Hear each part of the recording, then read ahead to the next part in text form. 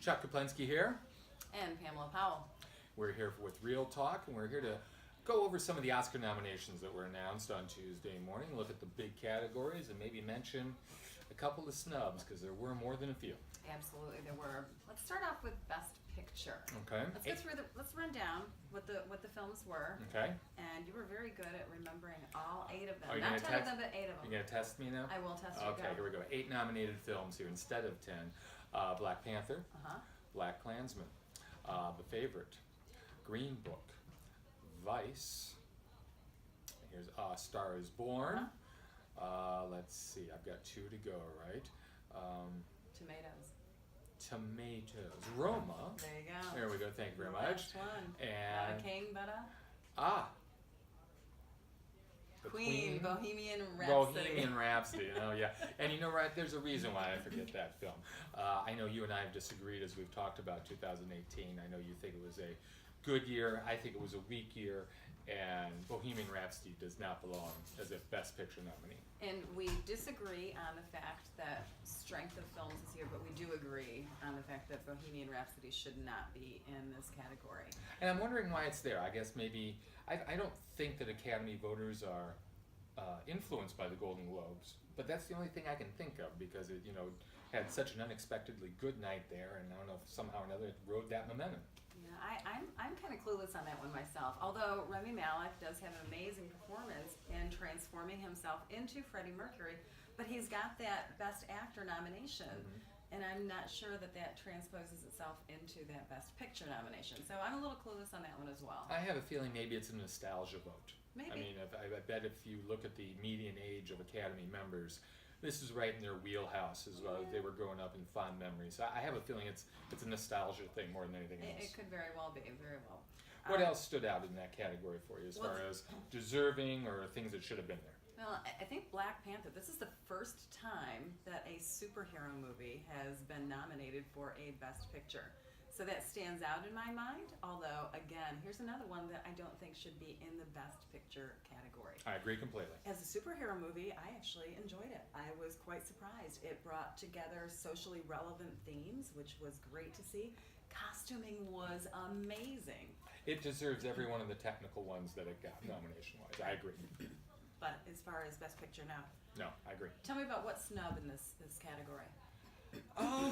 Well, you know, you and I, we like the independent films, which never stood a chance, but I was really hoping that somehow First Reformed, the Paul Schrader, Ethan Hawke film, would have gotten in there somehow. It was a long shot. Right. And the fact that only Schrader was nominated for Best Screenplay, I found disappointing. We'll talk about Hawke here in a little bit, but I had my hopes up that it would somehow get in, and didn't. Right, and I feel like, and we looked at the Independent Spirit Awards, and some of our favorite films did get into those, so thank goodness they're being recognized with that. But I really feel like, did the Academy voters actually see all of the movies? Because if they saw all of the movies, I don't think we would see this list. Well, you know, and I've read articles in which they talk about how Academy members are just get that flood of screeners. Well, and we do we too. experience that as well. But we see the films as they come out over the year. True. Many members, I bet, don't. I don't think they go and make sure that they see everything. So perhaps it is an overwhelming thing if you haven't, you know, gone to the films in a while, and some things just don't get watched. Right, very good. So who do you think is going to win? If you have to pick a winner right now, what do you think, based gosh. on all the other awards that have been given so far? Well, you'll know this when you look at my picks this year, it's always a conflict between my heart and my head. Well, and okay. my heart I didn't wins say out. who do you want to win, but who do you think will win? Yeah, but still, that fits into that as well. I want Roma to win, because I think it's the best film of the 8. I have a suspicious feeling it won't. I have a feeling they're going to give it the best foreign film and consider that its prize and go with something safe like Green Book. I think that's what's going to happen. Do you really? Yes. Okay. I hope that Roma gets it as well, and this would be the first time in history that a film has received the award for both Best Foreign Picture and Best Picture. If not that the first happens. time not nominated, Right. but first time to actually If win. that There are happens. 2 other times that has happened as far as nominations go. I think Roma is going to get it, but I don't think the runner-up, if there is such a thing as a runner-up, I think there is a possibility that Spike Lee's Black Klansman might actually get this award as well. Could be. So we'll see. Stay tuned or come on back, and we're going to be taking a look at Best Actor and Best Actress next. All right, thanks for coming back and taking a look to see what Chuck and I think about Best Actor and Best Actress as far as the nominations for Oscar are concerned. Let's take a look at Best Actor first. We'll go with the men first. Men first. A solid group. I don't think there's a clunker in the bunch, but I think a couple were left out. Bradley Cooper for A Star Is Born, Rami Malek for Bohemian Rhapsody, Christian Bale for Vice, Willem Dafoe for At Eternity's Gate, the most pleasant surprise, I think, within this category, and Viggo Mortensen for Green Book. Dafoe took Ethan Hawke's spot, I think, for First Reformed. I thought he was going to get in there, but again, I'm thrilled that Dafoe's work was recognized. He's Mr. Solid, in all these, throughout his career. All of his other nominations have been for supporting roles, so it's good to see him get that recognition in the leading role. He doesn't stand a shot to win, unfortunately, although I think in many ways he gives the best performance of the five. Right, I would agree with you on that, and I have a feeling, though, that it's going to be, I think Rami Malek is going to take it away on this one. No? No? I would love to see Willem Dafoe get it. And Christian Bale did a great job in Vice. Vice was not one of my favorite films. I don't think that should be in the Best Picture category. But I think he did a spectacular job as Dick Cheney. So I think there's a really good chance that he might get it. I think he will too, and with the liberal agenda that kind of sways things out in Hollywood, there could definitely be a block of voters to give him the award just to draw more recognition to the film. Right, very well could be. And I think that's one of the things with Willem Dafoe's film, At Eternity's Gate. More people are going to know about it now because he had this nomination, which is a brilliant thing to do. Even if he doesn't win, which I don't think he will either. I have read articles in the past where they say that an Oscar nomination or Best Picture can add anywhere from 10 to 20 million to the box office. Right. I don't think it's going to do that for Eternity's Gate, but it's I don't definitely think it started with that either. No, but it's going to really give it a tick up, as you say. Yeah. So what about Best Actress? Oh, we've got Best Actress. We've got Yalitza Aparicio from Roma. That was one of my surprises, a very pleasant surprise. Very much so. A first-time actress, and she does an amazing job as this housekeeper who becomes a part of the family. Beautifully done, shocking performance, shocking instances happen within this film as well. An organic performance. Oh my goodness. And that's where the power of it lies. Oh yeah, definitely authentic, absolutely. And after eating, you're gonna cut that. After, right? I don't know, what were you gonna say? After meeting, my God, I'm really tired. Okay, 1, 2, 3. After meeting Alfonso Cuarón and seeing what a humble and down-to-earth person he is, I can see how he could elicit that type of a performance from a first-time actor, let alone a seasoned veteran. So. And who else is in the category? Who else we have here? Glenn Close for The Wife. Great performance, and I think an even better performance if you watch the movie twice.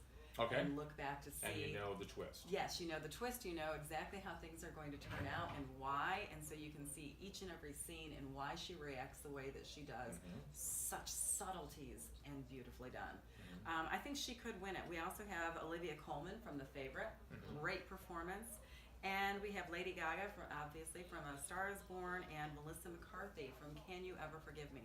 I would love to see Melissa McCarthy get this. She is my favorite. That film is one of my favorites. It was on my top 10 list, and I think it's my favorite performance of the 5. Not saying it's the best, but it's definitely my favorite.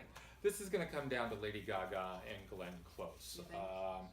And I think that Close has the edge because of, she is the actress, the performer who has the most nominations without a win who's living. And I think that the veterans, which makes up most of the voting academy, I think that's going to sway them to give it to her, and deservedly. Right. Anybody missing on this list that you can think of? Well, I think Nicole Kidman was missed over twice, not necessarily deserving for Destroyer, a film that they were very much pressing for her to get a Best Actress nomination because of her transformation there. But because they were pressing so hard, I'm surprised it didn't sneak in. Yeah. How about Julia Roberts for Ben is Back? That to me was a major oversight. I thought that was a spectacular performance, and my feelings were hurt that she didn't get a nomination for this one. You know, and I bet that I'm going to bet that maybe that was a film that wasn't watched, just due to fatigue for that type of movie. Because earlier there was Boy Erased, Sure. and then there was Beautiful Boy, Right. and I have a feeling some Academy members are like, oh, I don't want to sit through something like this again. And I think that that was the best of those three films, and certainly the best performance out of all three of those Right, films. right. So yeah, really a shame. I thought she knocked it out of the park. Yeah. So check us back out later, and we're going to review the Best Supporting Actress as well as the Best Supporting Actor. Thanks. Best Supporting Actor is the toughest category.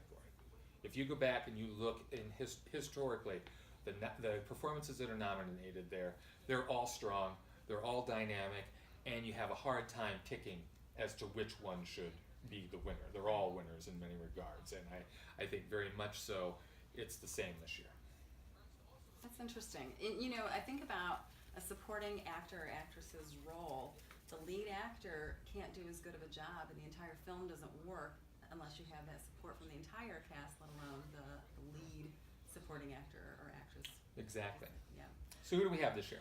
Oh, let's see. We have Amy Adams from Vice. We're going to go with the women first. Okay. Amy Adams from Vice, Marina de Tavira from Roma, Regina King from If Beale Street Could Talk, Emma Stone, and Rachel Weisz from The Favorite. Well, the last two aren't going to win. Because historically, if you have multiple nominees from the same film, that splits the vote. Okay. I'm not saying they don't deserve it. I'm just saying when you look at how this works, one knocks out the other. And don't you think that's kind of a good thing? Because can you imagine sitting at that table with those two women and one And of you're them the one wins who- and yeah. one of them doesn't? That would be really awkward. Be a little awkward, yeah. So I don't think they're going to win, but I liked them both in that film. Absolutely. Don't get me wrong. If you had to pick between the two of them, which one would you pick? I think I'd go with Stone because her character has more of an arc Okay. within the film. She changes more over the course of the movie, so I'd go with her. Oh, very good. I would go with Rachel Weisz. Shocking that we disagree on that. Oh, yeah. Let's go on. So, who do you think is going to win then for this one? We got Amy Adams, Marina de Tavira, and Regina King from a film that was overlooked, If Beale Street Could Talk. Well, you know, this all goes back to what we were just saying about Glenn Close and Lady Gaga. Amy Adams has been nominated 5 times. Right. Has not won. And so she definitely has that sentimental thing, that sense that they owe her something on her side for, I'm sorry, a performance that I didn't think was all that spectacular. I mean, it was fine. Was a role. It was fine. Yeah, it was Yeah. a role, but it was nothing, I don't think, award worthy. Right. And I think you and I both are pulling for Regina King, just so that there's something given to If Beale Street Could Talk. Right. And also, you know, she doesn't have many scenes in that film, but man, she holds it together. She is powerful. She is a character that any parent, and me as being a mother, I saw everything happen to her and everything that you would do for your child, she's doing. And her performance was powerful, Yeah. absolutely wonderful. I really hope that she takes the award home. And she's been on a roll. I mean, Yes, she Golden has. Globes, Critics' Choice, so let's hope that momentum carries forward. And I guess the next indicator are the SAG Awards, which are coming up in a couple weeks. Right. And next up we've got, what do we have? We Best have Best Actor. Actor. Best Supporting Actor. Supporting Actor. So, who do we have? Oh, we have Mahershala Ali Mhm. from Green Book, Adam Driver, Black Klansman, Sam Elliott, A Star Is Born, Richard E. Grant from Can You Ever Forgive Me, and Sam Rockwell from Vice. Thoughts? Rockwell doesn't belong there. No. That one was a surprise. Yes. Definitely a surprise. Who would you put in that role then? I would have to go back and think about this. Look at the list again, but Okay. he seemed to be the odd guy out. And I think that the one person who should have been there, now that I think about it, would be Timothy Chalamet Absolutely. from Beautiful Boy. Yeah, and he could have gone into either category, either main lead actor or supporting actor, I think. Yeah, I'm but not sure which way I would call that. well, but him being in the supporting category would not have been egregious. I could have accepted Oh, that. absolutely. Um, And I thought he had a knockout performance. completely. I'm shocked that he was not nominated. I have a feeling it's going to be Ali for the win. I'm not sure if he deserves it. Again, he gives a great performance, but I really like Richard E. Grant in Can You Ever Forgive Me?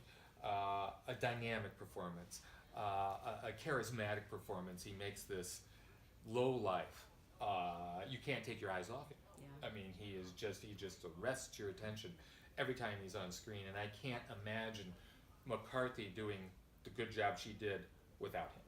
Right, absolutely. They balanced each other wonderfully. He was the comedic tone, and she was the dramatic one.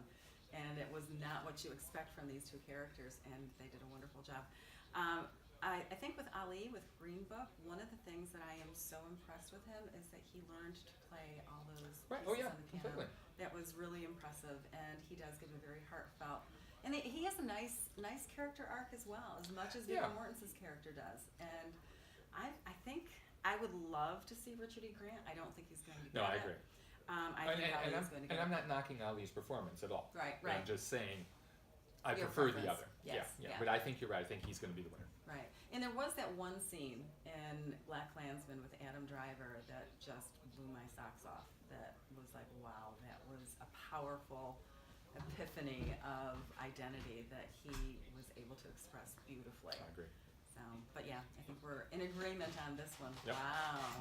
Let's go play the lottery. Okay. All right. Stay tuned. We're going to take a look at Best Director after this break. Chuck Kaplinsky back with Pam Powell. Real Talk with Chuck and Pam. We're sifting through the Oscar nominations that were announced on Tuesday, and I think we have a lot to say about the directing category. This was a surprise. Absolutely. You know, traditionally, back when there were only 5 Best Picture nominees, traditionally you would have those 5 films, the 5 directors would be nominated. I mean, how can you be nominated for Best Picture if the guy Right. who made it, or the girl who made it, But that wasn't has there? happened. That has happened, and there's always a couple of egregious examples. The most recent one was Argo. Right. Ben right. Affleck was not nominated, and the thinking is that there was such outrage over that drove that film to Best Picture. The other one, 1981, Bruce Beresford for Driving Miss Daisy, Oh, okay. not even nominated, and that film went on to win. Right. May happen this year as well.